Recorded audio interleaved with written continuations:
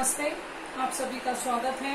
पिछली 2 तासिकाओं से सुनो किशोरी आशा रानी होरा जी का पत्र हम पढ़ रहे हैं। इस पत्र के माध्यम से आशा रानी होरा अपनी लड़की सुगंधा को भारतीय संस्कृति, परंपराओं और उनकी जो मर्यादाएं हैं और पश्चिमी विचारों, इनका जो फर्क है यह बताने का प्रयास इस पत्र के माध्यम से लेखिका कर रही है। पिछली तासिका में हमने देखा है कि लेखिका अपनी सुगंधा से कह रही है कि तुम्हारी जो सहेली रचना है उसे समझाओ कि जो क्रांति की बातें वह कर रही हैं वह सीमा रेखा को लांघते हुए कर रही है और यह केवल रचना के बारे में नहीं हो रहा है, यह सभी युवतियों का, सभी किशोरियों का संघर्ष है। क्योंकि आज की युवा पीढ़ी, आज की जो किशोरियां हैं, नई संस्कृति को जैसे के तैसा स्वीकार कर रही हैं,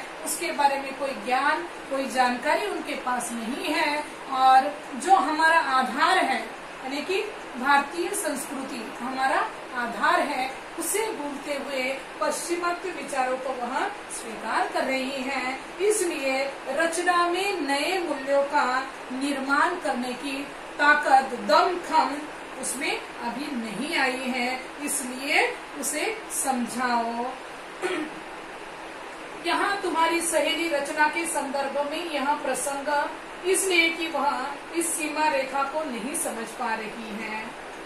एक रचना का ही संघर्ष नहीं है, यहाँ एक पूरी पीढ़ी का संघर्ष है। नई पीढ़ी पुराने मूल्य को तो काट फेंकना चाहती है, पर नए मूल्यों के नाम पर केवल पश्चिमी मूल्यों को ही जानती पहचानती है।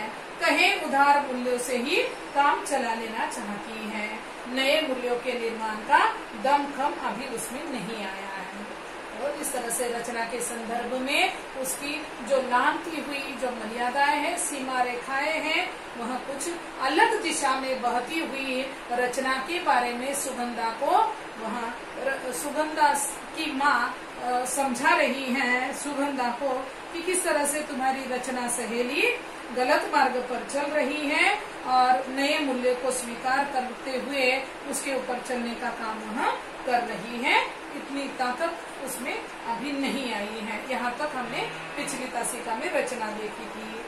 सुनो, नए मूल्यों का निर्माण करना है तो नए ज्ञान विज्ञान को पहले अपनी धरती पर टिकाना होगा।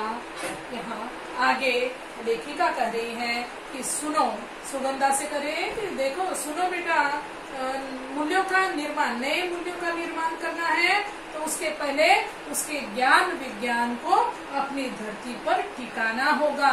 और वह भी कैसे? अपने सामर्थ्य पर, मतलब अपनी ताकत पर, अपने बल पर और अपनी सीमाओं में से ही उसकी पगडंडी काटनी होगी। नए विचारों का, नए मूल्यों का अगर निर्माण हमें करना है तो उसके पहले उसके ज्ञान विज्ञान को हमारी धरती पर उगाना होगा। केवल अपने बल पर, अपने सीमा रेखाओं को पकड़कर, अपनी मर्यादाओं को पकड़कर एक पगडंडी बनानी होगी। पगडंडी दोनों परंपराओं के भीतर, पश्चिमी मूल्य और भारतीय मूल्य दोनों के भीतर हमें एक पगडंडी बनानी होगी। पगडंडी 2 अर्थ है। जिस राह से हम पैदल चलते हैं उसे पगडंडी कहते हैं और यहाँ पगडंडी का अर्थ लेखिका ने बताना चाहा है कि अपनी जो परंपरा है, अपनी परंपरा से एक राह निकालनी होगी। वह राह कहाँ पहुँचा इंसान को? जो नई परंपरा यानी कि नए मूल्य हैं, उन नए मूल्यों को एकत्रित जोड़ने का कार्य वह पगडंडी करेगी। इसलिए हमें अपनी मर्यादाओं का पालन करते हुए और नई मूल्यों को स्वीकार करने के लिए एक पगडंडी बनानी होगी। यह पगडंडी का साहस ही पहले जरूरी है। नई चौड़ी राह उसी में से खुलती दिखाई देगी। सॉरी, यहाँ पगडंडी काटने का साहस यानी कि हिम्मत ही सबसे पहले जरूरी है और धीरे धीरे इस तरह से पगडंडी की माध्यम से धीरे धीरे एक राह, नए मूल्य और पुराने मूल्यों को मिलाकर एक नई राह खुलती दिखाई देगी। तुम अपनी सहेली रचना को यह समझाओ कि क्रांति की बड़ी बड़ी बातें करना आसान है, कोई छोटी सी क्रांति भी कर दिखाना कठिन है, और एक ही झटके में यूं टूट हार कर बैठ जाना तो निहायत मूर्खता है। आगे के परिच्छेद में सुगंधा को माँ कह रही है कि तुम अपनी सहेली रचना को अच्छे से समझा दो, उसे समझाकर शांत बिठा दो, क्योंकि क्रांति यानी कि परिवर्तन की जो बड़ी बड़ी बातें रचनाएं कर रही है, सोच रही है, वह इतना आसान नहीं है। छोटी सी क्रांति भी कर दिखाना बहुत कठिन है। छोटा सा भी परिवर्तन खुद के भीतर, समाज के भीतर यहाँ परिवर्तन लाना बहुत कठिन है। और एक ही झटके में इस तरह से क्रांति लाते समय या परिवर्तन लाते समय अगर हम हार जाते हैं तो उस क्रांति की हार को पकड़कर अपने जो सकारात्मक विचार है उन्हें छोड़कर अगर हम खाली हार टूट हार कर बैठ जाए तो यह सच में निहायत यानी कि सच में ही मूर्खता होगी। फिर अभी तो वह प्रथम वर्ष के पूर्वार्ध में ही है, अभी से उसे ऐसा कोई कदम नहीं उठाना चाहिए। जरूरी हो तो सोच समझकर वे अपनी दोस्ती को आगे बढ़ा सकते हैं। आगे कह रही है लेखिका कि वह टूट हार कर क्रांति को लेकर अगर वह टूट गई, हार गई और उस निराशा में वह अगर अपने जीवन के बारे में समाप्त करने के बारे में अगर सोचने लगे तो यह उसके लिए अच्छा नहीं होगा। अभी तो वह केवल पढ़ाई के प्रथम वर्ष में ही है, आगे 2 साल उसके बीतने वाले हैं और इस तरह की बातें वह करने लगेगी तो उसका प्रथम वर्ष में ही पढ़ाई रुक जाना संभव हो सकता है। अभी से उसे ऐसा कदम नहीं उठाना चाहिए। और जिस लड़के के बारे में वह सोच रही है, जिसके बारे में भी वह बातें करती हैं, तो केवल उनके भीतर दोस्ती ही रखनी चाहिए, क्योंकि यहाँ कोई विवाह करने जैसा समय नहीं है, क्योंकि तुम्हारी पढ़ाई अभी अधूरी है। कॉलेज जीवन की पूरी अवधि में वे निकट मित्रों की तरह रहकर एक दूसरे को देखे, जाने, जांचे, परखे, एक दूसरे की राह का रोड़ा नहीं, प्रेरणा और ताकत बनकर परस्पर विकास में सहयोगी बने। अवधि यानी कि समय, रोड़ा रुकावट या अटकाव, किसी की राह में रोड़ा, हम कहते हैं ना रोड़ा लाते हैं, मतलब किसी की राह में अटकाव आता है, किसी की राह में रुकावट लाते हैं, उसे कहते हैं रोड़ा। तो लेखिका आगे कह रही है कि यह रचना का पढ़ाई का समय है, पढ़ाई की अवधि है, वह उस लड़के के साथ केवल मित्रता ही बनाए रखे इस समय में। अब मित्रता उन्होंने बनानी है, आगे कुछ विवाह के बारे में या आगे के सिलसिले के बारे में उन्हें सोचना नहीं है, केवल एक दूसरे के साथ दोस्त बने रहे, उन्हें जांचे परखे, एक दूसरे के विचारों से वहाँ विचार उनके मिलते हैं, यह देखने का समय उन्हें मिलेगा और पढ़ाई की पढ़ाई भी होती रहेगी और रचना को उस सामने वाले लड़के को जांचने का समय भी मिल जाएगा। और इस तरह से उन्हें एक दूसरे का रोड़ा नहीं बनना है, बल्कि रचना और उस सामने वाले लड़के को परस्पर ताकत बननी है। एक दूसरे की ताकत बनकर वह एक दूसरे के विकास में सहभागी बने और अच्छे दोस्त के नाते एक साथ रहें। फिर भी अपनी पढ़ाई की समाप्ति पर भी यदि वे एक दूसरे के साथ पूर्ववत लगाव महसूस करें, उन्हें लगे कि निकट रहकर सामने आई कमियों गलतियों ने भी उनकी दोस्ती में कोई दरार नहीं डाली है, तो वे एक दूसरे को उनकी समस्त खूबियों कमियों के साथ स्वीकार कर अपना लें। उस स्थिति में की गई यह कथित क्रांति न कठिन होगी न असफल होगी। वहाँ लेखिका कह रही है, पत्र में लिख रही है कि देखो बेटा, अभी यहाँ रचना का पढ़ने का समय है, वहाँ पूर्वार्ध में ही है, इस तरह से क्रांति की बातें उसे नहीं करनी चाहिए। वहाँ केवल मित्रों की तरह एक दूसरे के साथ रहे, एक दूसरे की प्रेरणा बने, एक दूसरे के विकास में वहाँ लगे रहे। और इसके बाद भी, पढ़ाई खत्म होने के बाद भी, पढ़ाई के समाप्ति के बाद भी अगर वह एक दूसरे के साथ पहले जैसे ही उनका रिश्ता बना रहे, प्रेम भरा, स्नेह भरा, एक दूसरे को समझ कर लेने की जो भावना होती है वह जैसे के तैसे अगर बनी रहे, चाहे कितनी भी उनमें कमियां और अच्छाइयां हो, अच्छी बुराई बातें होते हुए भी अगर उनका प्रेम संबंध पहले जैसा ही बना हुआ है, तो उसके बारे में उन्होंने सोचना है और अपनी खूबियां यानी कि अच्छाइयाँ, कमियां यानी कि बुराई या कमजोरी के साथ उन्हें एक दूसरे को स्वीकार कर लेना है। और इस स्थिति में यानी कि एक दूसरे की कमियों और खूबियों के बावजूद भी अगर प्रेम के साथ वहाँ रहते हैं, तो यह एक क्रांति सफल क्रांति कहलाएगी। और जब तक उसे बताओ, समझाओ कि पढ़ाई पहले करनी है, पहले पढ़ाई को महत्व देना है, फिर बाद में वैवाहिक जीवन के बारे में सोचना है।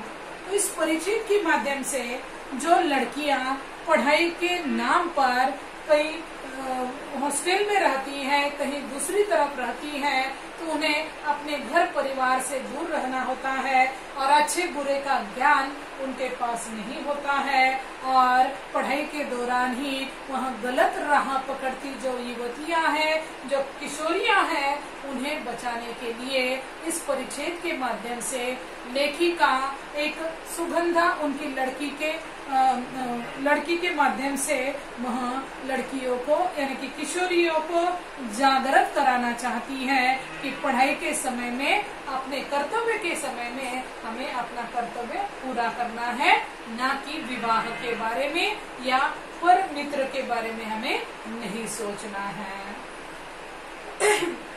मेरी राय में रचना को और उसके दोस्त को तब तक धैर्य से प्रतीक्षा करनी चाहिए, इस बीच वे पूरे जतन के साथ एक दूसरे के लिए स्वयं को तैयार करी है कि यह जो अवधि है, पढ़ाई के दौरान जो अवधि है, वह पढ़ाई के बाद भी उनका संबंध गहरा बनेगा, क्योंकि वह एक दूसरे को उतना समय दे पाएंगे, एक दूसरे के बारे में जानेंगे, पहचानेंगे और उनकी दोस्ती और भी पक्की बनेगी। इसलिए यह पढ़ाई का जो समय है, उस समय में, उस अवधि में दोनों को बड़े धैर्य से काम लेना होगा और प्रतीक्षा करनी होगी।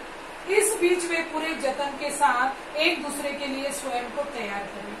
और यह जो पढ़ाई का अवधि है, समय है, उसके बीचों बीच एक दूसरे के लिए उन्होंने तैयार कर लेना है। बिना तैयारी के जल्दबाजी में पढ़ाई के बीच शादी का निर्णय लेना केवल बेवकूफी ही कही जा सकती है, क्रांति नहीं। आगे लेखिका कह रही है कि एक दूसरे को जाने बिना, परखे बिना, एक दूसरे के विचारों को मिलाए बिना वह शादी कर लेना, यह गलती हो सकती है, यह क्रांति नहीं कहलाएगी। जल्दबाजी में कोई भी कार्य करना क्रांति नहीं हो सकती है। इसलिए उसे कहो पढ़ाई के माहौल में, पढ़ाई के अवधि में केवल पढ़ाई करे और अपने मित्र के साथ केवल मित्रता ही बनाए रखे। एक दूसरे को उतना समय भी मिलेगा, समझने के लिए अवधि भी मिलेगी और उनका प्रेम संबंध और भी गहरा बनेगा। और इस तरह से पढ़ाई के बीच शादी कर लेना मूर्खता कहलाएगी, क्रांति नहीं कहलाएगी। ऐसी कथित क्रांति का असफल होना निश्चित ही समझना चाहिए।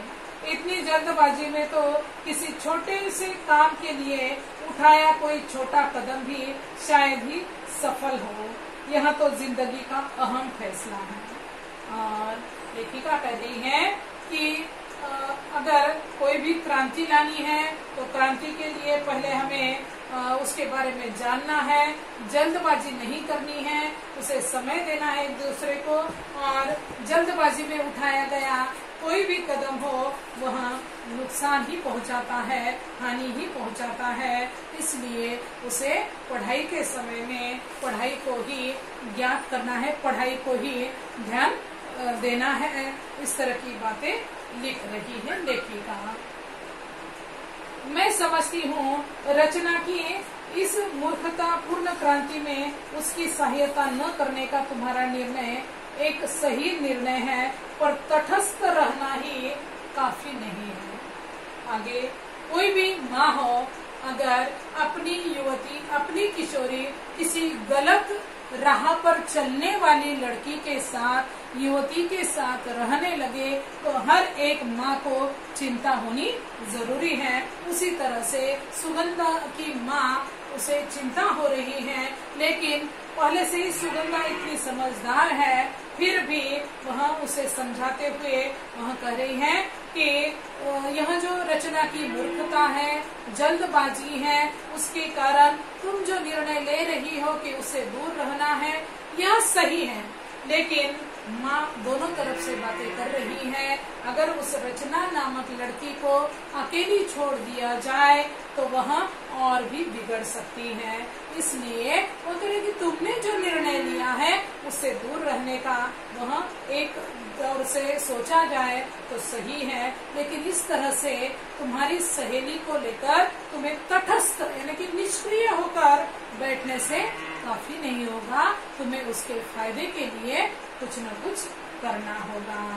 यदि रचना सचमुच तुम्हारी प्यारी सहेली है तो उसका हित अहित देखना भी तुम्हारा काम है, उसमें हस्तक्षेप करना भी। और अगर वह तुम्हारी प्यारी सहेली है, सच्ची सहेली है, तो उसकी अच्छी बुरी बातों के बारे में और उसके जीवन में आने वाली जो भी घटनाएं हैं, उन घटनाओं में, उसके विचारों में हस्तक्षेप करने का पूरा अधिकार तुम्हें मिलता है। पर रचना को इसके लिए दोष देने व उसकी भर्त्सना करने से भी बात नहीं बनेगी। यहाँ पर शब्द का अर्थ है भर्त्सना, मतलब उसको भला बुरा कहते हुए या उसको बुरा कहते हुए उसे छोड़ना नहीं है। यहाँ पर शब्द का अर्थ लिख लेना है।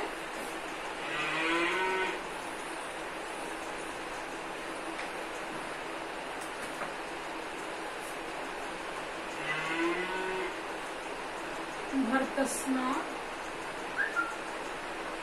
बुराई।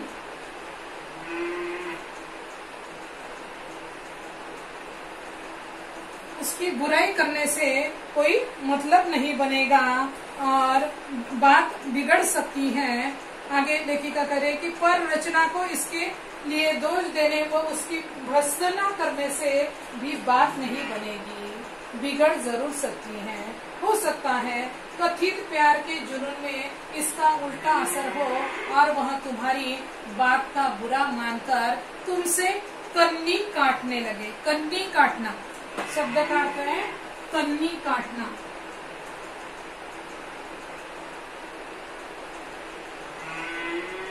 कन्नी काटना, साथ छोड़ना, साथ छोड़ना। कन्नी काटना मतलब किसी का साथ छोड़ना, मतलब यहाँ पर रचना तुमसे कन्नी काटने लगेगी, ऐसी लेखिका सुगंधा से कह रही है कि अगर तुम उसके बारे में भला बुरा कहो तो वह तुमसे दूर रहने लगेगी, तुम्हारा साथ छोड़ देगी, तुमसे कन्नी काट लेगी। इसलिए जो भी बात उसे समझाने की कोशिश तुम करो वह तुम समझ लेना और उसकी बुराई न करना। इस तरह